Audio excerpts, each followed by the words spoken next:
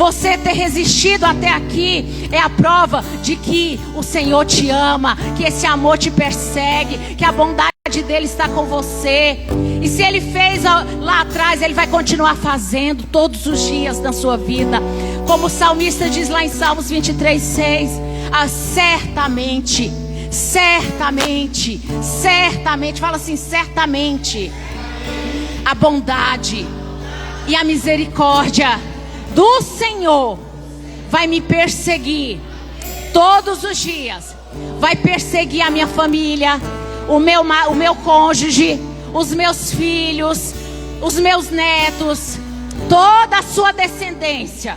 Toda a sua descendência vai ser perseguida por essa bondade, por esse amor. Amém? Glória a Deus. Pega a sua ficha de salvação, que está aí o nome das pessoas por qual você tem orado.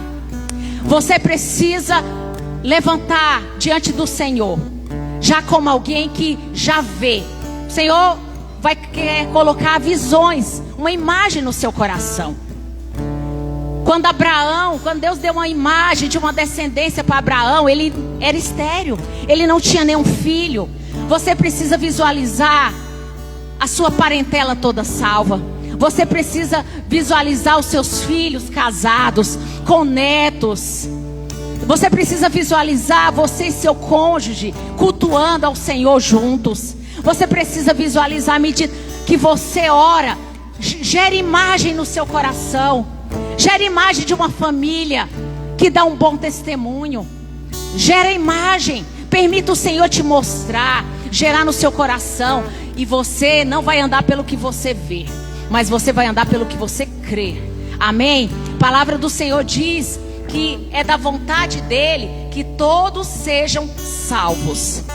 É da vontade de Deus. Então, quando você se coloca na posição de orar pela salvação de alguém, você precisa entender que Deus quer muito mais salvar essa pessoa do que até mesmo você. É da vontade dele salvar a todos. É da vontade do Senhor salvar sua casa, sua família. Amém? Então você vai orar já com a certeza que Deus está jogando no seu time. Quando Deus está jogando no seu time, você já entra em campo vencedor. Você não teme o placar, porque você sabe que a vitória já está liberada sobre a sua vida, sobre a sua casa. Amém? Então começa a orar. Começa a falar para o Senhor. Senhor, eu apresento esse meu familiar diante do Senhor. Eu creio que aonde eu não posso ir, o teu Espírito Santo irá. Eu creio que o Espírito Santo está convencendo nesse exato momento cada um desses familiares. Senhor, o Senhor está convencendo eles do pecado, da justiça, do juízo. Senhor, eu não aceito que nenhum deles pereça, porque foi por causa deles que Jesus veio à terra e pisou e se sacrificou e se pregou numa cruz para que esse meu familiar fosse salvo, vivesse uma vida abundante. E eu creio que eu e a minha casa serviremos ao Senhor. Nenhuma unha ficará para trás. Toda a minha casa reconhecerá que Jesus Cristo é o Senhor. Toda a minha casa se dobrará diante do Senhor e vai confessá-lo, porque eu creio que é da sua vontade salvar.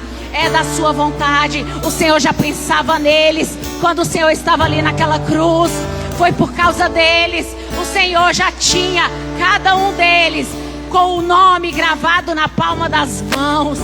Eu creio que esse meu familiar, que os meus pais, os meus irmãos já tem o nome escrito no livro da vida. Nenhum deles perecerão. No dia, Senhor, eles serão arrebatados, Senhor. Mas se eles morrerem antes da sua volta, o anjo do Senhor virá buscá-los. Não o anjo da morte, mas o anjo do Senhor vai buscá-los em nome de Jesus. E eles vão aguardar a volta do Senhor. Eu visualizo toda a minha casa servindo a Deus, servindo ao único Deus verdadeiro. Em nome de Jesus, em nome de Jesus, nós oramos pela salvação dessas famílias. Oramos, Deus, pela conversão, Senhor, dos pais do coração dos pais aos filhos e dos filhos aos pais. Nós cremos, Deus, num tempo de grande salvação no meio das famílias dessa cidade e das nossas famílias, em nome de Jesus. Em nome de Jesus.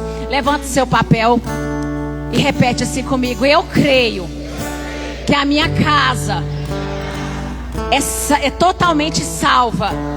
Todos os meus familiares servirão ao Senhor. Eu creio que esses dias o Espírito Santo já visitou cada um deles e está trabalhando no coração deles, convencendo do pecado, da justiça, do juízo. Nenhum deles perecerá. Eu creio que eu testemunharei ao final desse jejum a salvação dos meus entes queridos, em nome de Jesus. Amém. Glória a Deus.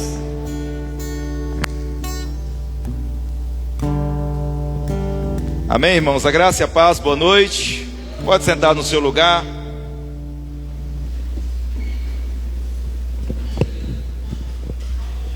Hoje é o nosso 5º dia do nosso jejum e oração pela nossa família, pela nossa casa, né? É o tempo da presença do Senhor encher a nossa casa, e que nesses dias você possa ver um grande mover, um grande rebuliço da presença do Senhor na sua casa, né? Aquele vento impetuoso que vem e quando ele passa, ele muda a circunstância, ele muda o que é a presença do Senhor. A presença do Senhor, ela nunca deixa da mesma maneira, mas quando a presença ela vem na nossa vida, ela vem na nossa casa, nossa família, ela vem para nos transformar. Amém, irmãos? Então, quando aqueles homens estavam reunidos nos cenáculos, os discípulos de Jesus esperando o batismo do Espírito Santo, na verdade, o descer do Espírito Santo, né? E de repente eles estavam ali, eram homens comuns, normais, mas o fato do Espírito Santo descer, e quando ele desceu, ele foi o que? Perceptível, que houve um grande vento. A Bíblia fala que o vento entrou, um vento impetuoso. Imagina aquela tempestade que entra na sua casa, né? Vem quebrando, botando as vasilhas para baixo, né? Quebrando as cortinas, né? Imagina esse vento entrando. Então foi a presença do Senhor. Ela vem para transformar, ela vem para marcar um novo tempo. Então a presença veio, o vento veio, né? A línguas de fogo veio. Ele marcou um novo tempo na vida daqueles homens. Eles não foram mais o mesmo. Que no mesmo dia, alguns momentos depois, Pedro se levantou.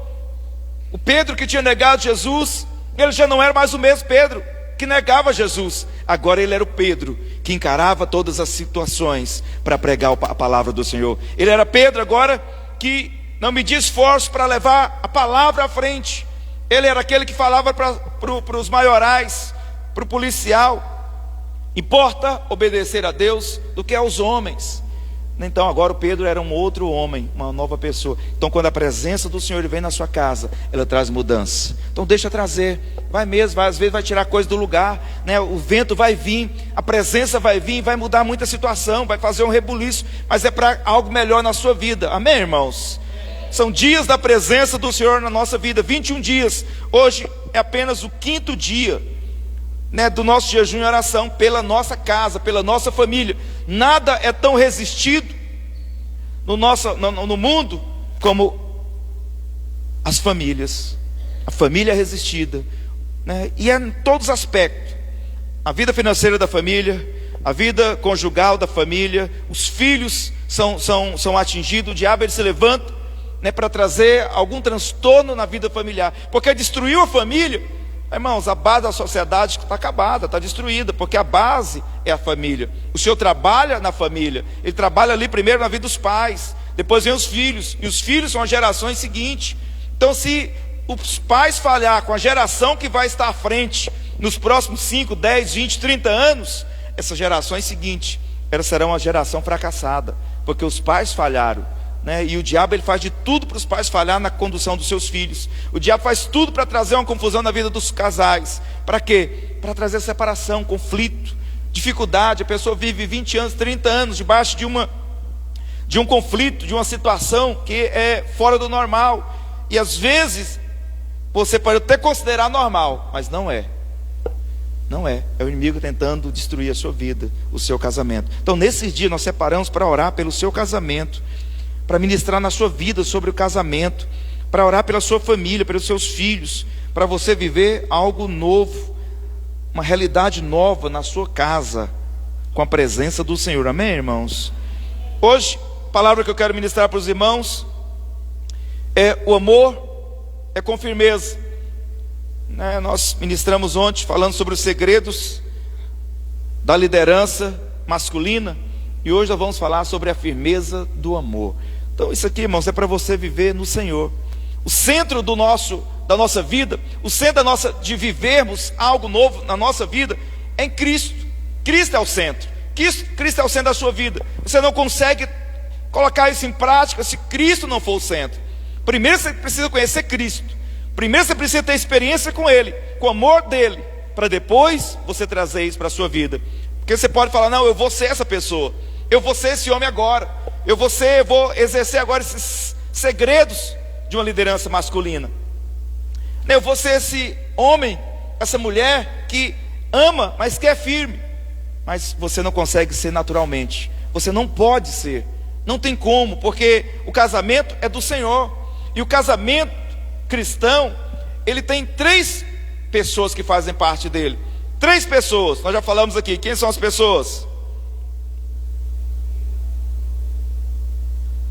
Quem são as pessoas?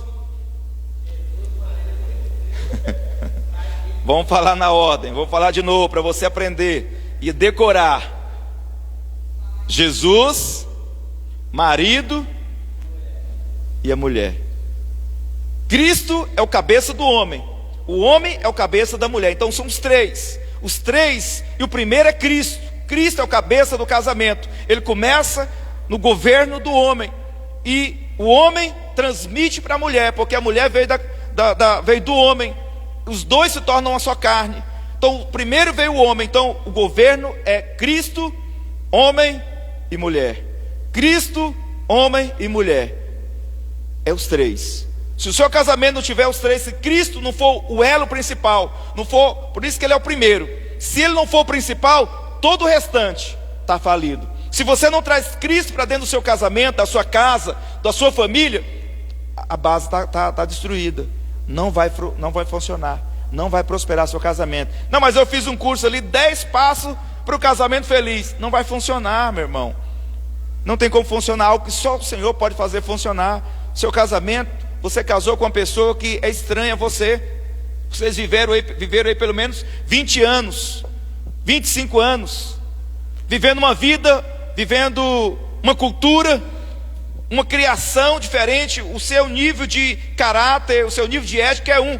O seu cônjuge viveu esse mesmo tempo, longe, em outra cultura, um outro nível de caráter, outro nível de cultura, de fé. E agora vocês estão unidos. Se não for Cristo, não vai. Não vai. Porque a visão de mundo de vocês é diferente. E o Senhor só Ele pode levar vocês a viver a unidade no casamento. A unidade, essa unidade ser uma só carne. Amém, irmãos? Então vamos falar sobre o amor de Deus. Então vamos falar sobre o amor é com firmeza. Às vezes as pessoas questionam, Falam: não, mas você não é crente.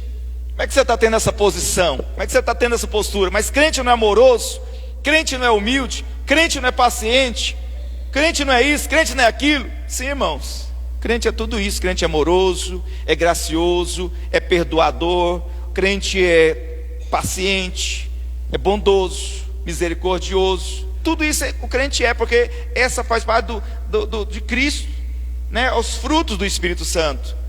Mas o crente não é bobo. Você não tem que ser bobo. Você não tem que ser bonzinho. Então você vai aprender hoje, no seu casamento, na sua vida, ser bom, amar, mas com firmeza. Você já aprendeu, quem fez o curso de criação de filhos aprende essa matéria. Amar seus filhos, amar, mas amar para valer mesmo. Amor sacrificial, o amor altruísta, o amor de entrega. Mas ao mesmo tempo, ser firme, porque faz parte desse amor. Então nós vamos aprender no nosso casamento né, sobre o amor que é firme.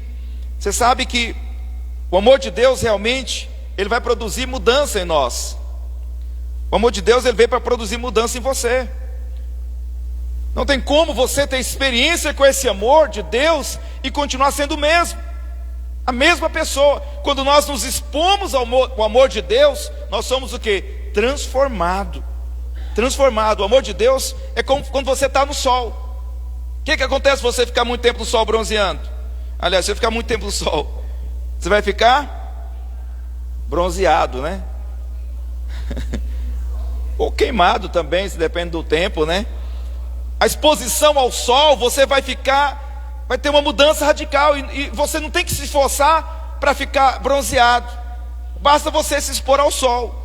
Uma vez que você se expõe ao sol, o sol vai causar uma mudança na sua vida, uma mudança no seu corpo, né? Você pode ter até uma insolação.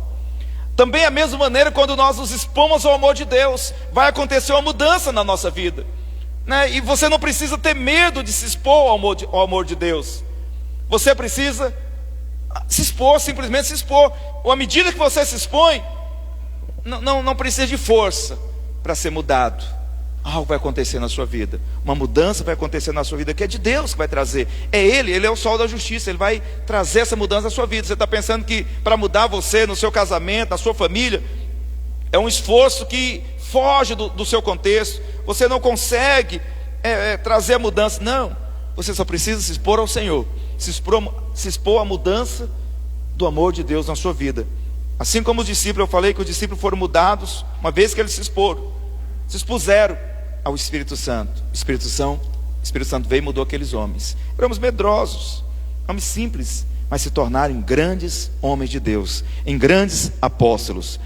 Então é assim que acontece quando nós nos expomos também a esse amor de Deus, né? Nós somos cobertos pelas bênçãos que vêm do céu, pelo fluir do Espírito Santo. E aqui no livro de Filipenses, capítulo 1, versículo 9, Filipenses 1, 9, a palavra do Senhor nos diz: e faço esta oração, que o vosso amor aumente mais e mais, em pleno conhecimento e toda percepção. Então, Paulo estava orando, e ele estava falando: olha, eu estou orando para que o amor de vocês cresça. Então, esses dias nós estamos orando para que esse amor na sua vida cresça também. Mas pastor, como é que esse amor vai crescer? Como é que eu sei que esse amor vai crescer? Aí que vem essa outra parte, que nós precisamos crescer mais e mais, seja aumentado na nossa vida. E o pleno conhecimento, ou seja, vai haver uma percepção na sua vida, que esse amor cresceu em você. Vai ter uma percepção do amor verdadeiro de Deus na sua vida. Você precisa ter percepção, você precisa ter conhecimento desse amor. Nós não podemos ser crentes, homens de Deus, mulher de Deus, que não tem percepção do que é o amor de Deus na nossa vida. Porque às vezes nós podemos viver uma vida achando que somos muito amorosos, mas não somos. Nós estamos perdendo, na verdade. Nós estamos sendo enganados pelo um amor que é mentiroso. Então o Senhor quer que o amor dele cresça na sua vida, mais e mais. Mas você vai crescer também em pleno conhecimento. Vai ter conhecimento desse amor e uma percepção aguçada do amor de Deus. Nessa palavra percepção, ela também quer dizer discernimento. Você vai discernir o amor, você vai discernir a sua posição de amor, o que é o amor na sua vida, né? A sua conduta de amor, né? Então você vai ter essa percepção em Cristo. No livro de Mateus, capítulo 10, versículo 16, Jesus diz que precisamos ser astutos, né, como as cobras, e simples como a pomba. Deus quer que você seja sábio, mas também amoroso. O amor precisa ser o quê? Com discernimento. Jesus é a expressão do amor de Deus, amém, irmãos? Ele é a expressão do amor de Deus, e Jesus era amoroso. A palavra de Deus diz que ele se compadecia das pessoas, se compadecia dos pecadores, dos doentes, dos enfermos, né? Ele se compadecia se enchia de íntima compaixão pelas pessoas. Mas isso não mudava que ele tivesse discernimento do amor. E ele era firme. Ele era amoroso, mas ele era firme em amor. Ele não permitia que nada impedisse o agir de Deus através dele na vida de Israel. Tudo que vinha para impedir, ele era firme para remover dali. Então nós precisamos também ser firmes em amar os nossos cônjuges e saber aquilo que está impedindo. Nós precisamos ter discernimento do que está impedindo o amor de Deus fluir na nossa vida, no vida no seu casamento, na vida do seu cônjuge, né? O que você está precisando, talvez você está deixando as coisas, né, acontecer livremente. Você não está tendo postura porque você acha que isso é uma postura de amor, de ser amoroso, e não é. Então nós vamos aprender um pouco sobre isso, né? Quantos filhos tem pais que amam? Eu conheço filhos que os pais amavam assim intensamente, mas os filhos não viviam essa realidade desse amor.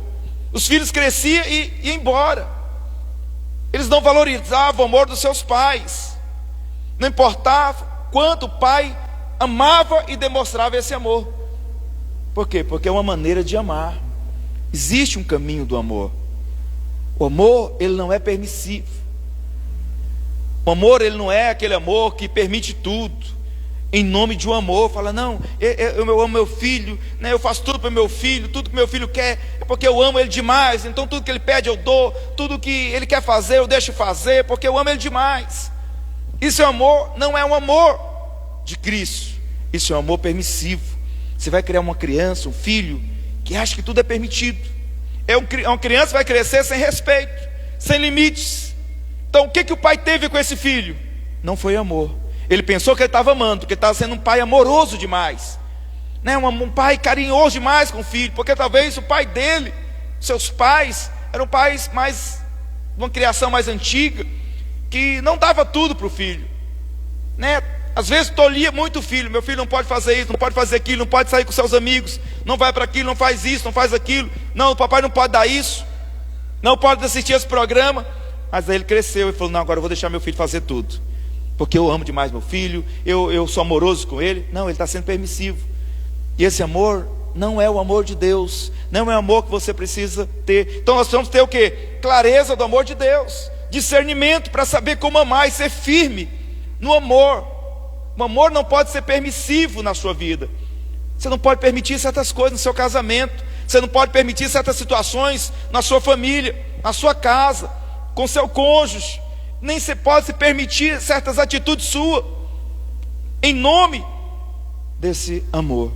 Então nós vamos aprender um pouco sobre isso. O amor, como viver o amor de Deus com discernimento, né? Isso, aqui em Porá, praticamente, isso não aconteceu. Mas em Goiânia tem uma coisa que acontecia, e acontece muito.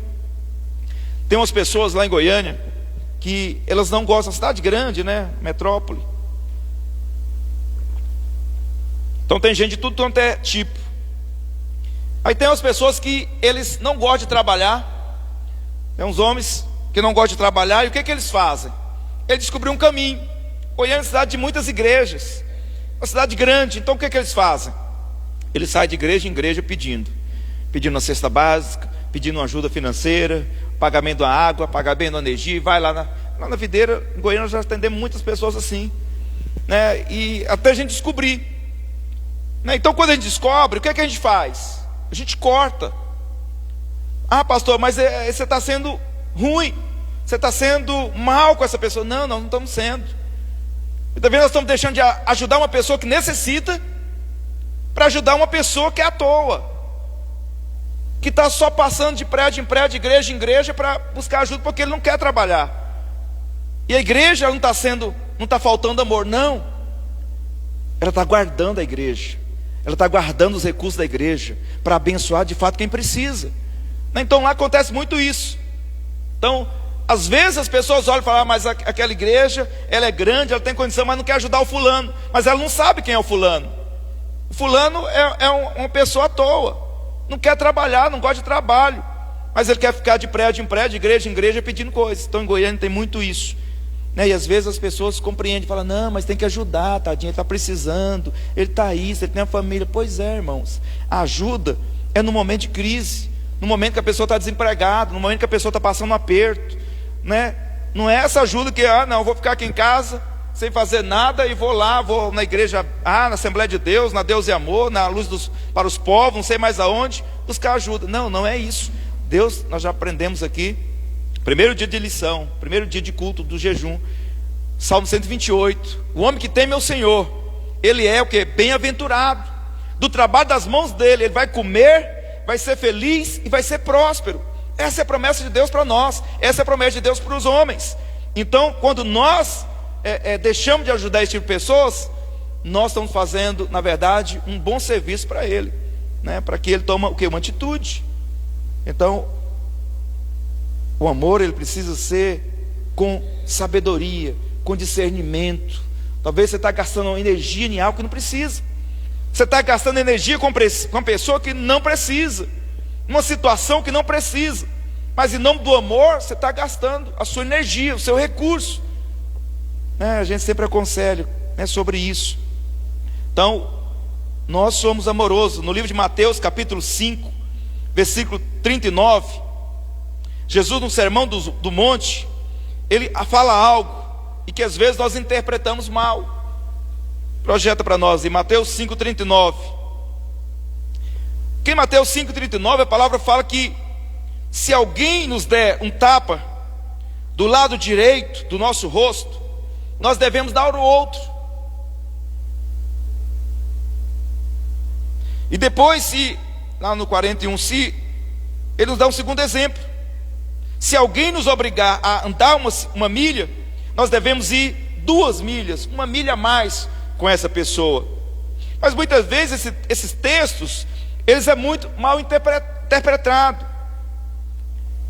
Então, como é que é isso? Por favor, Paulo, deixa eu fazer uma demonstração aqui. Deixa eu usar o seu rosto para dar uma demonstração aqui. A palavra está dizendo que se alguém te der um tapa do lado direito, qual que é o seu lado direito, Paulo? Você sabe qual que é? Então eu estou de cá, estou de frente para o Paulo. Tem como eu dar um tapa no rosto dele direito, lado direito dele, aqui? Um tapa, tem sim ou não? Não, não tem. Então como é que é esse versículo? Como é que eu posso dar um tapa no rosto dele do lado direito? É aqui, com o lado de trás da mão, é fazer assim, ó. E isso, no costume judaico, você dá um tapa assim no homem, era você... Paulo ficou com medo agora, ele piscou. É só demonstração, Paulo. Canta em paz. Então quando o homem fazia isso com o outro, era chamar para briga. Ele estava chamando o outro para briga, né? No nosso costume aqui, Brasil, eu lembro quando a gente era criança, a maneira de nós chamar o outro para briga era empurrar o outro dos peitos, né? Vai, vem, empurrava o outro. E quando você empurrava o outro, você ia para trás, aí seu sangue fervia. Pode sentar lá, Paulo. Deus abençoe. Então na escola, quando alguém empurrava a gente assim, vem de mim, empurrava a gente. Quando estiver só falando, ok, mas quando empurrava, o que acontecia? A gente, o sangue fervia e você partia para cima, cego, né? Jesus está falando isso aqui. Se alguém te bater no seu rosto direito, ele está falando isso aqui, ó, bater com a palma, não é um tapa assim de alguém dar, é um tapa chamando para briga. Então quando alguém te der um tapa te chamando para briga, o que você tem que fazer? Ele está dizendo que você deve virar o quê? O lado esquerdo, o outro lado. O que isso quer dizer, pastor? O que isso tem a ver comigo, tem a ver com o meu cônjuge, com o meu casamento? Tem tudo a ver. Nós vamos aprender hoje. Quando alguém te provoca e te chama para briga, o que você tem que fazer? Você tem 2 atitudes a tomar. Ou você aceita a provocação, ou você assume a posição de liderança nessa situação. Ou você aceita, ou você vira o seu outro lado. Ou seja, você não reage como essa pessoa está esperando de você. Não reage. Porque você não é obrigado, irmãos, a reagir da maneira que o outro está esperando de você. Você não pode ser influenciado pelos outros. Você não pode ser influenciado pelas atitudes dos outros. É você que tem que estar no controle das ações. Então Jesus está ensinando aqui um princípio para nós. Não entre em briga. Se mexeu com você, vira o outro lado.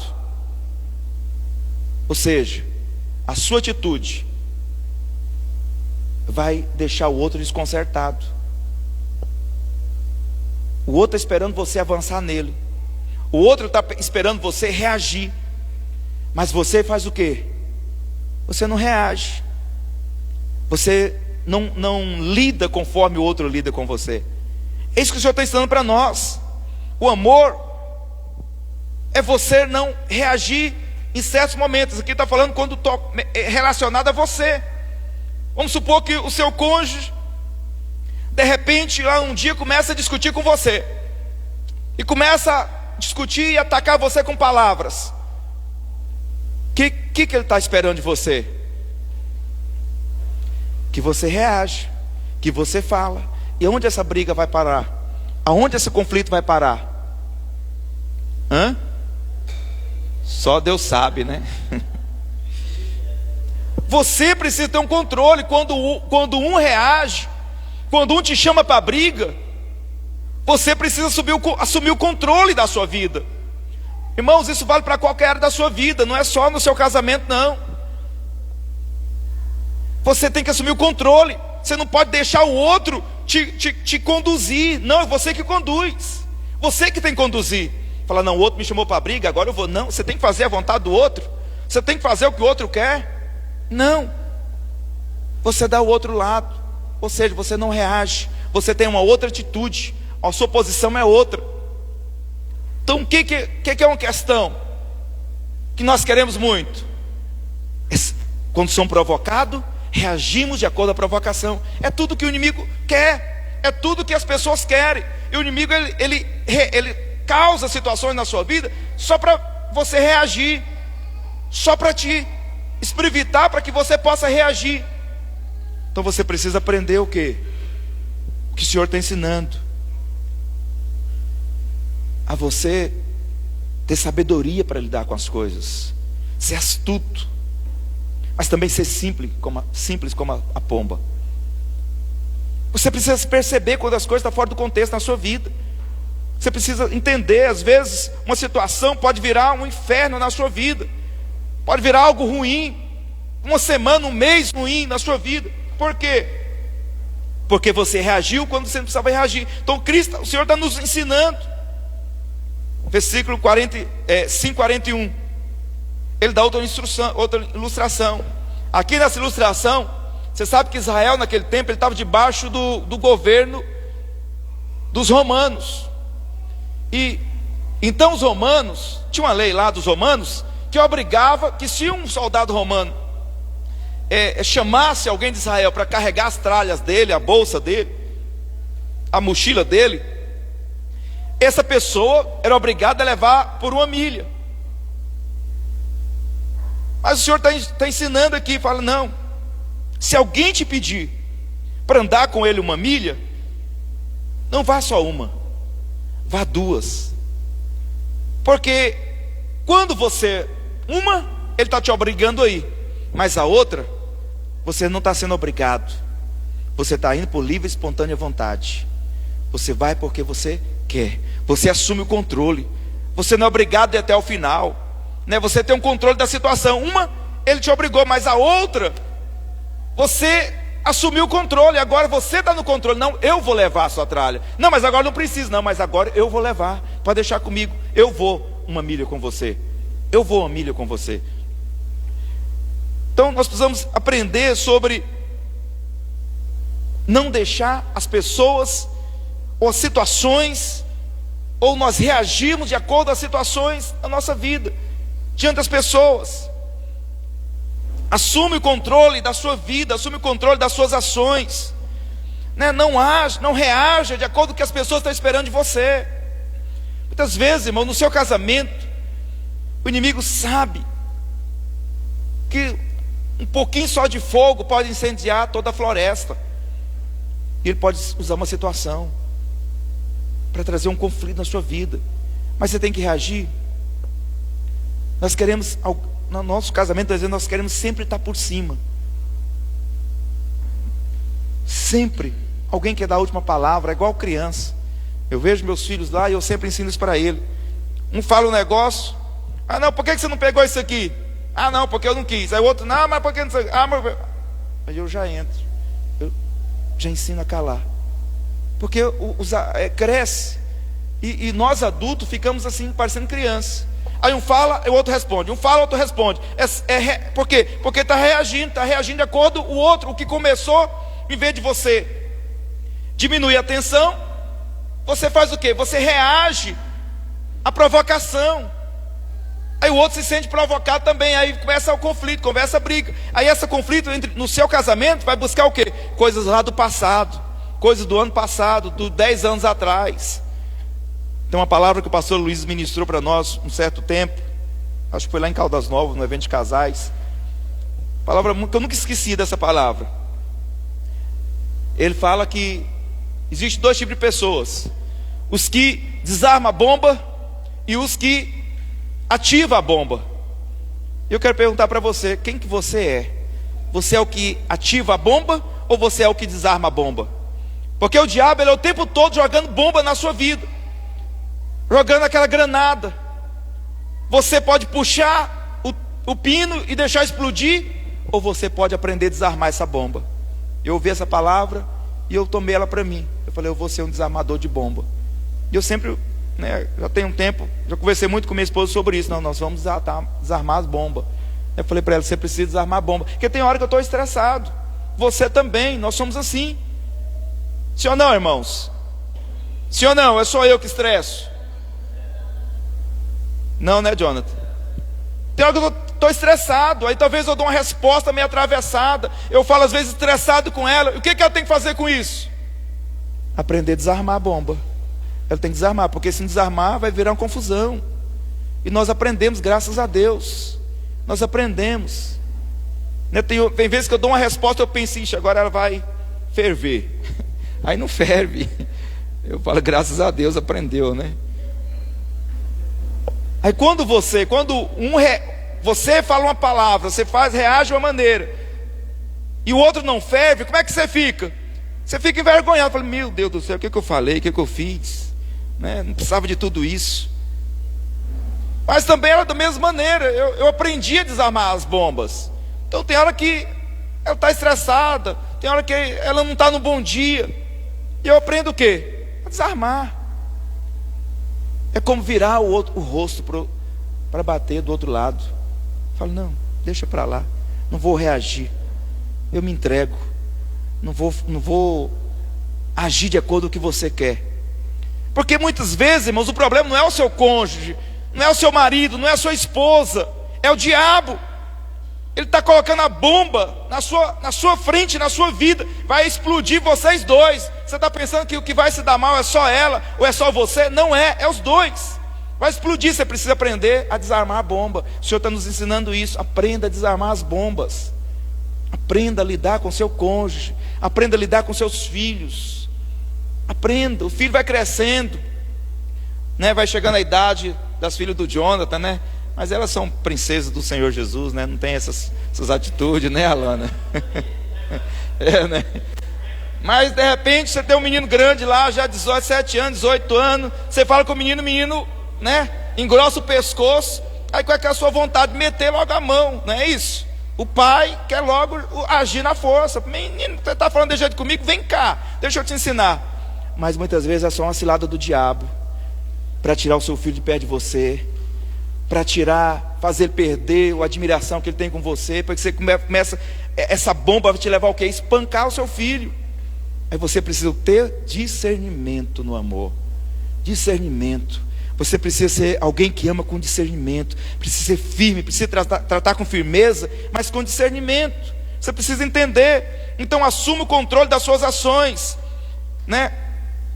Nesse exemplo que foi dado aqui, 2 exemplos.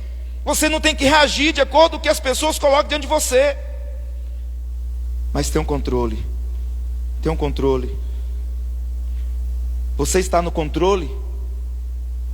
Você está no controle das ações do outro? Você está pronto para desarmar as bombas? Esteja pronto, aprenda a desarmar. Como é que eu aprendo, pastor? Em Cristo. Não é na sua força. que na sua força é você reagir mesmo. Nós crescemos assim. Na escola, quando eu não queria brigar, eu ia saindo de perto. Eu lembro que um dia na escola, o menino queria brigar comigo, eu tive uns 10 anos, imagino. Aí eu saí de perto. Quando eu estou saindo de perto, dei de costas para ele, virei as costas para ele. Quando ele veio, ele deu um empurrão nas costas. Eu saí catando mamona. Mas eu levantei cego. Cego de raiva, parti para cima. Por quê? Aceitei a provocação. Então, o que aconteceu? Foi uma briga. A professora veio, a diretora veio, levou todo mundo para a diretoria. Olha a confusão. Quando você não assume o controle, você vai viver em paz. E isso você assume em Cristo, é em Deus. É o Senhor que vai te ensinar isso. Esse é o discernimento. É esse discernimento que fala algumas pessoas aprender a discernir o amor. Não agir também porque nós somos crentes e ficar aturando tudo. Não, nós aprendemos a ter que ser firme. Você é bom ou você é bonzinho? O que você acha? Mas pastor, tem diferença? Ser bonzinho não é ser bonzinho carinhosamente? Não é ser um bonzinho carinhoso? Não, tem diferença. Você é bom ou você é bonzinho? Você tem que ser bom. Se você é bonzinho, você vai virar essa página hoje de ser bonzinho, de aceitar certas coisas na sua vida. O bonzinho é aquele que faz tudo para ficar bem com todos. Ele quer agradar todo mundo. Na empresa, ele é aquele bonzinho. Ele faz tudo, né? Para a pessoa, não, faz isso, fica meia hora mais para mim, pega aquilo para mim, faz isso. Ele faz tudo porque ele quer agradar todo mundo. Ele nunca fala não para ninguém. Ele nunca diz não para ninguém. A pessoa faz uma piada com ele lá na empresa, ele permite.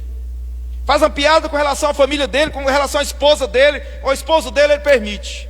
Ele é bonzinho, né? Você está lá na casa da sua mãe, aí a sua mãe fala mal da sua esposa, ou fala mal do seu esposo, e você, tadinha, minha mãe, né? Não posso falar nada. Você está sendo bonzinho. Você não está defendendo aquilo que é seu, a sua carne, porque você e seu cônjuge é uma só carne. E nós precisamos aprender a ser amorosos, mas sendo firmes. O amor, ele é firme. O amor não é algo, não é aquela margarina, não, que se derrete todo, não. O amor precisa ser firme, você precisa ter postura. Você não pode aceitar certas coisas com você, com sua família, com seu cônjuge. Você vai passando na rua, né, alguém, né, trata a sua esposa ou seu esposo de uma maneira deselegante. O que você vai fazer? Você precisa ter postura, né? Então nós precisamos guardar aquilo que é nosso, guardar o nosso jardim. E Jesus, ele é o padrão de um homem. Isso aqui está falando mais sobre o homem mesmo, sobre nós, homens. Cadê os homens? Fala amém. É sobre nós. Jesus, ele é o padrão dos homens. Jesus, ele era firme. Ele amava o pecador, ele amava o oprimido, o doente. Mas ele não aceitava que nada impedisse ele de levar o Senhor, o amor de Deus, às pessoas. Ele não aceitava que religiosos impedissem a ele. Ele era bom, mas ele não era bonzinho. Que às vezes você fica pensando que Jesus era algo bom, maravilhoso, e era tudo isso, amoroso, e era isso. Mas ele era firme. Ele tratava com firmeza as coisas que estavam fora do lugar. Quando ele chega no templo e ele vê lá os cambistas se aproveitando da fé dos irmãos, se aproveitando do espaço, do ambiente para vender coisas, fazendo daquele lugar uma bagunça. E até aquele momento aquele lugar era a casa de Deus. E o que ele pega? Ele pega uma corda, faz um chicote para bater e começa a revirar todas as mesas, todas as bancas que estavam vendendo bagunça, vendendo coisas ali, e começa a dar chicotada naquele povo. Agora você imagina, será que esse homem... Aí você fala, mas Jesus era isso? Jesus não era bonzinho? Não, ele era bom, ele era humilde, ele era manso, ele era amoroso, mas com as coisas de Deus, ele era firme. Ele era firme. Com as coisas de Deus nós temos que ser firme. Ser firme. Eu trato com firmeza as coisas de Deus. Eu trato com muita seriedade as coisas de Deus. Eu estou aqui como pastor para guardar a sua vida, para cuidar de você, para que o lobo não possa tocar em você. Um dia uma irmã tinha separado do marido, e ela me procurou para voltar. O marido tinha mantido ela em cárcere privado e tal, uma bagunça toda antes, mas resolveram se acertar e me chamaram lá. Eu falei com ele, com um homem, não conhecia ele. Falei, e aí? Essas coisas não vai acontecer mais não?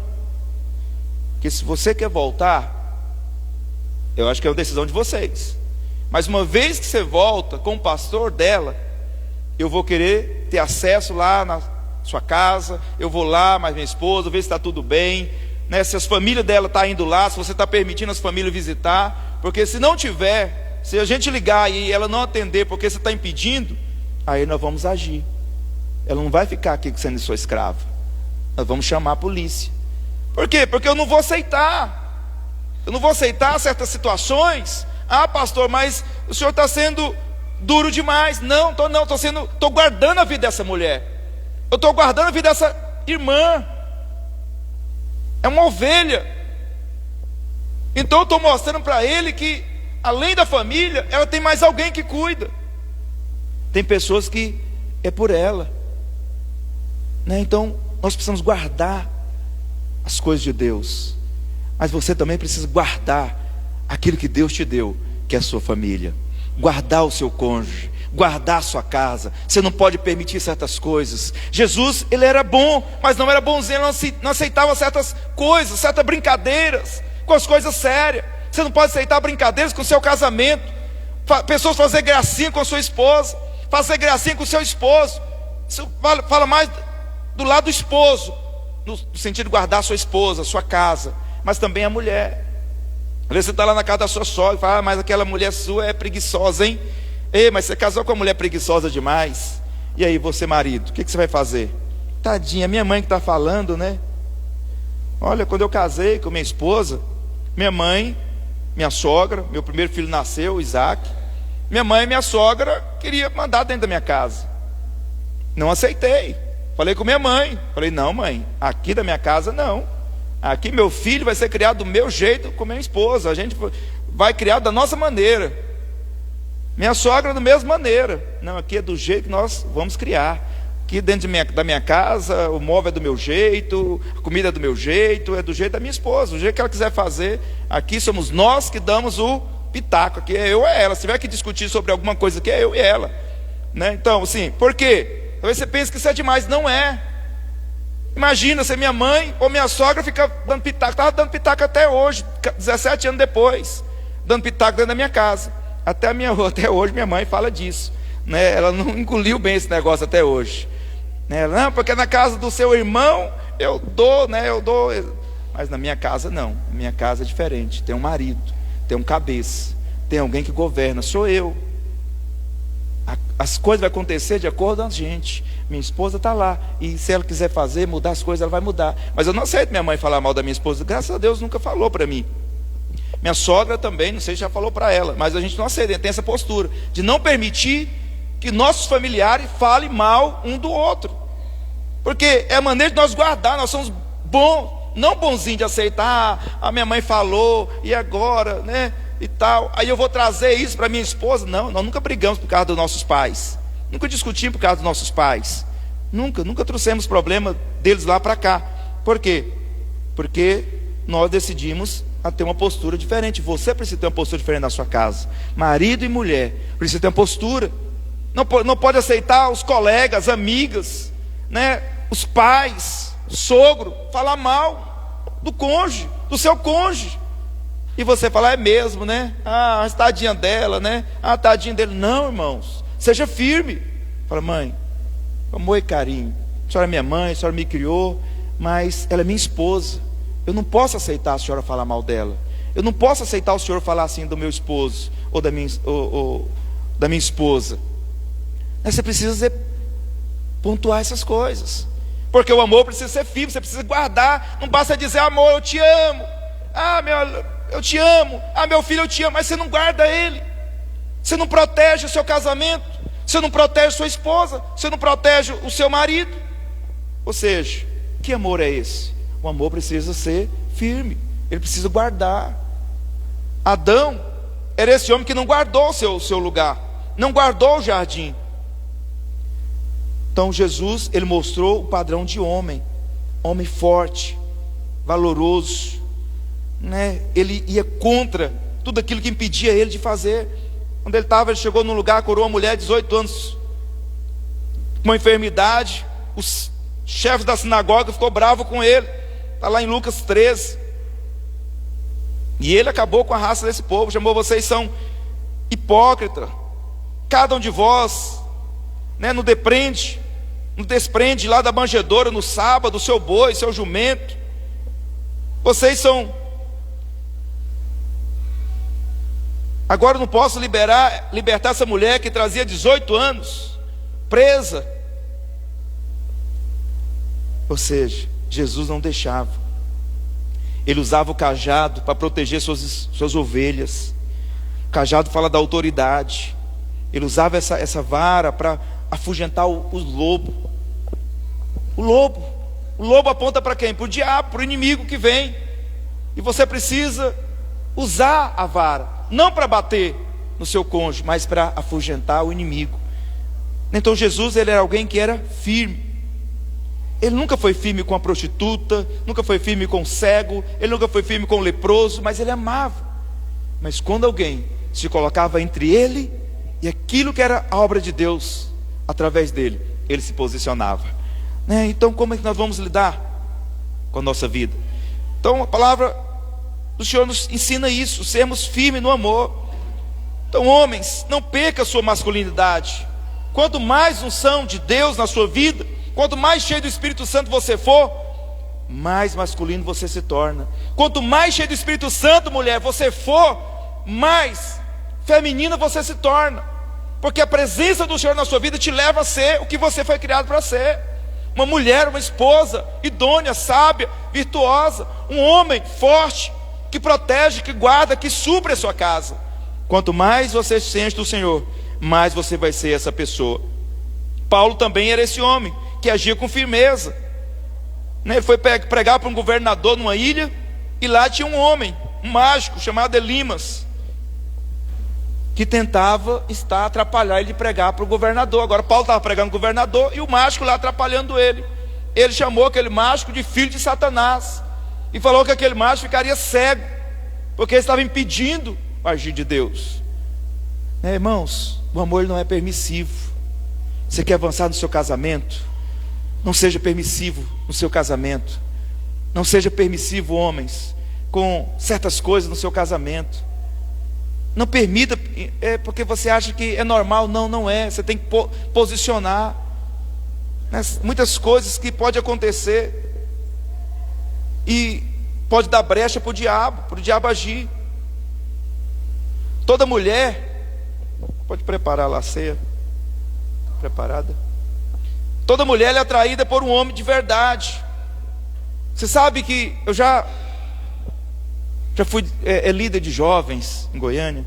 Uma coisa que eu percebia muito: as meninas, elas eram atraídas por aqueles rapazinhos que era traficante, que era dono de boca, que era um mala, né? Porque eles tinham postura, eles iam e faziam, então eles tinham uma postura diferente. Então as meninas eram atraídas por esse tipo de rapazes. Quantas vezes eu via moças de boa família, bonitas, se envolvidas com os caras que não tinham valor nenhum, os traficantes, bandido, tudo novinho, só porque o cara tinha uma atitude. Quantas vezes as mulheres ficam apaixonadas por aqueles super-heróis da televisão, porque os caras são firmes. Mas essas mulheres, elas se envolvem com essas pessoas, depois descobrem que esse cara, ele não é só firme, ele não é um homem só de atitude, mas é um cara que é mau. Deus te chamou para ser um homem firme, vigoroso, forte, Isso atrai a atenção da sua esposa. Quando você é firme, quando você é forte, quando você protege o seu casamento, protege a sua casa, protege a sua família, protege o seu cônjuge, você desperta o que é a atenção da sua esposa. Mas quando você é um homem mole, que permite tudo, o que vai acontecer? A sua esposa, ela vai ter que assumir uma posição na sua casa, que não é dela, é sua. Ela vai querer assumir a liderança, ela vai querer assumir a posição, porque você não assumiu. Você, homem, precisa ser um homem firme, perceber as coisas que estão fora. Você não pode ser como Adão, que perdeu o jardim, porque ele permitiu que Eva ficasse conversando com a serpente. Eva ficava tomando decisões, ficava conversando com quem não devia, ficava andando por onde não devia. Tinha um lugar que ela não devia ir, que era o lugar da árvore do conhecimento do bem e do mal, mas ela estava sempre lá. E Adão via aquela atitude dela e permitia. Você não pode permitir certas coisas dentro da sua casa, maridos. Falácias, confusão, gritaria, contenda, brigas, grito de menino. Você não pode aceitar. Lá em casa eu sou firme com essas coisas. Eu não aceito gritaria, gritaria de menino, gritaria. Não tem gritaria nem de esposa com marido, nem de marido com esposa, porque não faz parte da nossa vida. A gritaria, a Bíblia fala lá que sobre a gritaria também, que é obra da carne. Fala dos frutos do Espírito, fala da obra da carne. A gritaria é uma delas. Casa com gritaria demais, homem gritando com mulher, mulher gritando com marido, filho gritando com pai, filho gritando com irmão. Que confusão. Isso é lugar de carne. O diabo age nesse ambiente, e o marido é quem tem que tomar postura. Mas eu vejo muitos maridos: não tem jeito, né? Esse menino que é desse jeito, não, essa mulher que é difícil demais. Não, irmãos, a liderança é sua. Queria te convidar a ficar de pé nesse momento. A liderança é do marido. É o marido que tem que conduzir a casa. Quando a Eva comeu da fruta do conhecimento do bem e do mal, Deus não tratou com Eva. Deus não foi falar para Eva: Eva, você é culpada. Não, ele culpou o homem. Falou: homem, por que aconteceu isso? Não, foi minha esposa. Não foi sua esposa, foi você. Deus colocou você, homem, cada um que está aqui nessa noite, para ser o cabeça da sua casa, para ter postura, para ter firmeza, para amar a sua casa. Como nós falamos ontem, a ponto de dar sua vida pela sua amada, a ponto de se entregar por ela, seu amor sacrificial de entrega. Mas também amar com firmeza, não permitir certas coisas que acontecem dentro da sua casa. Pessoas falar mal da sua esposa, pessoas falar a gracinha da sua esposa, pais, mães, sogro, amigo, irmãos seus, vizinho seu, fala mal da sua esposa, ou certas atitudes dentro da sua casa. Aceitar a gritaria, a confusão, a briga, a situação que foge do controle, você aceitar. Não, você precisa amar, mas com firmeza. Fala: não, eu sou coitadinha da minha esposa, né? Ela é desse jeito mesmo e tal. Não, você tem que conversar. Você tem que ir para Deus. Você tem que buscar o Senhor. Fala: Senhor, minha esposa é dessa maneira, mas o Senhor não chamou para ela ser assim. Ela não nasceu para ser assim. Ela é mulher de Deus, ela é cheia do Espírito de Deus. Essa não é a característica dela, essa não é o caráter dela, essa não é a personalidade dela. O Senhor entrou nela para mudar a natureza dela, e você vai orar por ela. Você não pode permitir que sua esposa seja assim, como nós falamos aqui, assim, a mulher rixosa, briguenta. É o marido que é o cabeça, é você que traz a bênção para dentro da sua casa. Jesus é o cabeça, ele foi o modelo de homens capazes, masculino. Você sabe o que torna o homem homem? Não é ter nascido homem. Ele pode ter nascido homem, mas o que torna ele homem é a postura dele. É a postura. Porque tem homens que são homens, mas não é homem. Tem homens que são banana. Nós chamamos de, da definição certa, é masculado. O que define o homem é a postura dele. Ele nasceu homem, mas o que vai definir o caráter dele, a postura dele, essa afirmação de homem é a postura dele chamar a responsabilidade para si. Como é que eu faço isso, pastor? É no Senhor, é em Cristo. Você não consegue ser esse homem todo. Você não consegue ser o homem que vai tomar postura dentro da sua casa, que vai assumir o controle. Você só consegue fazer isso em Cristo. Cristo é o cabeça, Cristo é o seu cabeça, Cristo é o seu cabeça. E você precisa buscar nele: Pai, eu quero ser esse cabeça, eu quero ser esse homem que cuida da minha casa, que traz a bênção para dentro da casa, que governa a minha casa, que traz alegria, que traz a calmaria para dentro da minha casa. Eu quero ser esse homem que é amoroso, que é manso, que é humilde, que é compreensivo, que compreende a minha esposa, que paro para ouvir minha esposa, que ouço ela, que entendo ela. Mas ser esse homem também que sou firme para defender minha esposa, sou firme para defender minha casa das investidas do diabo, sou firme para desarmar as bombas do diabo, sou firme para conduzir minha casa, sou firme para trazer a bênção para dentro da minha casa. Então você precisa buscar em Cristo. Em Cristo. Queria que os homens, só os homens, feche seus olhos. Queria orar com você. Pai, eu oro, Deus, por cada homem que está aqui nesse lugar. Pai, eles são chamados para ser homem que vai fazer diferença nesse lugar, na sua casa. Eles são chamados para ser o sacerdote. Eles são chamados para ser líder na sua casa, para ser o cabeça. Oh Deus, que leva eles a viver isso na intensidade, o amor do Senhor, mas com firmeza. Não vai faltar brandura, não vai faltar carinho, não vai faltar amor, mas eles vão ser firmes para defender a sua casa, vai ser firme para defender a sua esposa, vai ser firme para trazer a bênção para dentro da sua casa, vai ser firme para não aceitar bagunça na sua casa, confusão, contenda, gritaria, ações malignas que se levantam. Ele vai perceber quando as coisas não tá bem. Ele vai se levantar, vai ser o primeiro a se levantar em oração, vai ser o primeiro a se levantar para repreender as ações do diabo, para tirar as bombas, para desarmá-las. Pai, capacita esses homens com a sua presença, enche eles da sua presença hoje, enche a casa deles hoje com a presença do Senhor. Muda essa chave na vida deles, para que eles possam, Deus, ser o homem que suas esposas honram e se orgulha ter do lado, que sua esposa se submete a ele espontaneamente, em honra, porque eles têm a alegria de tê-los do lado, que seus filhos tenham ele como padrão de um pai, de um marido, de um esposo, de um cabeça na sua casa. Queria que as esposas orassem, você que está com seu esposo aqui, queria que você orasse com seu esposo agora. Coloque as mãos na cabeça dele, ore por ele agora. Ore pelo seu esposo, ore para que ele seja esse homem, esse cabeça, esse homem que vai abençoar a sua casa, que vai ser um homem cheio de sabedoria, cheio de discernimento do amor, discernimento do que é amor. Ele vai buscar ser cheio do amor de Deus, cheio do amor de Deus, cheio do amor de Deus, mas o amor que vai ser firme. Ele não vai aceitar bagunça.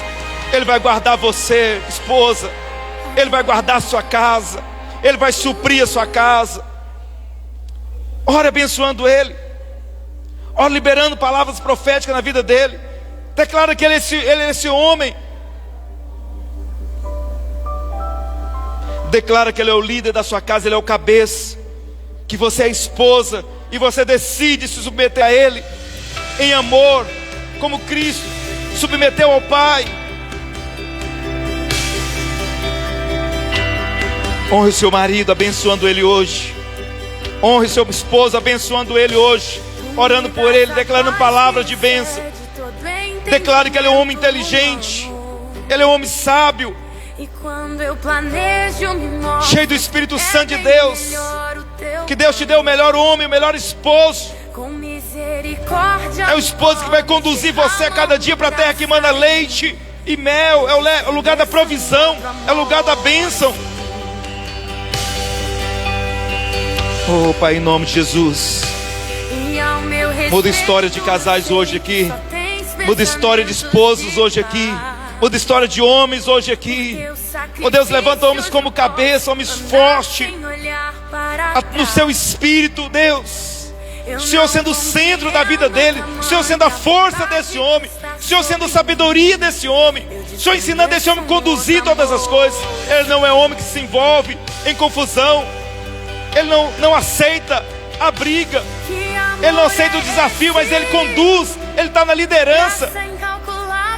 Pai, em nome de Jesus, eu abençoo os homens, os esposos de cada irmã que está aqui. Se seu esposo não está aqui, ele está sendo abençoado lá na casa dele, lá na casa onde ele estiver, ele está sendo abençoado no nome de Jesus, em nome de Jesus, amém. Pega o seu pão, levanta ele ao céu, fala assim: Senhor Jesus, esse é o seu corpo que foi moído lá naquela cruz em meu favor. Hoje eu posso ter um casamento sólido, abençoado, feliz, suprido, por causa do Senhor, porque o Senhor levou todas as maldições, todo pecado, todo impedimento, toda enfermidade sobre si, lá na cruz. Hoje eu posso desfrutar na minha casa, na minha família, de todas as bênçãos do Senhor na minha vida. Pega o seu cálice, fala: Senhor Jesus, esse é o cálice da nova aliança, é o seu sangue que foi derramado na cruz, e eu declaro que a minha família está debaixo desse sangue, e o diabo não tem poder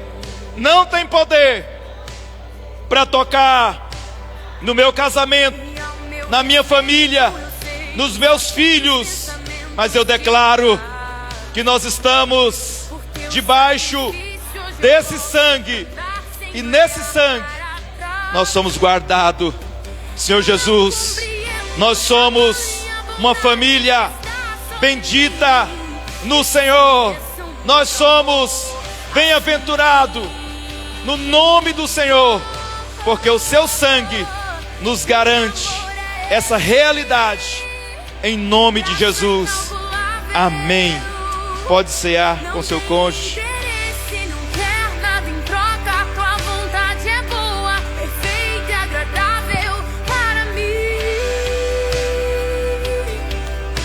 Viva isso, irmãos. Hoje é o 6º dia, amanhã é sábado, amanhã nós não teremos culto aqui, amanhã nós teremos um celulão.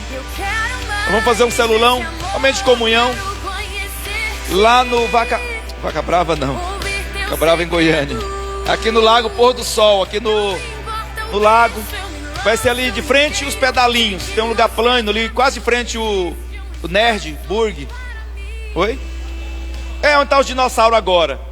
Vai ser ali um lugar plano, nós vamos reunir lá, vamos ter umas cadeiras, vamos brincar lá, vamos, né, se você puder levar alguma coisa para o lanche, um bolo, um biscoito, um refrigerante, leve, porque vai ser uma bênção lá, vai ser um momento de comunhão, a mãe da igreja está reunida lá.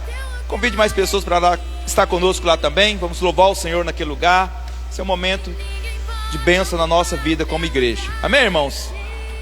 7 horas, irmão, é sábado, nós vamos estar lá a partir desse horário.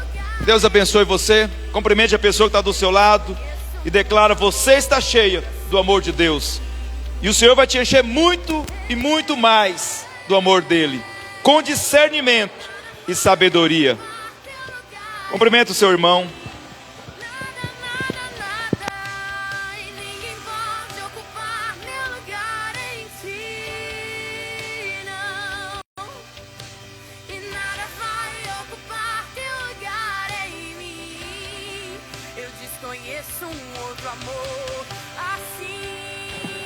Irmãos, os líderes, não sai agora, os líderes, que eu quero falar com vocês aqui no canto rapidinho.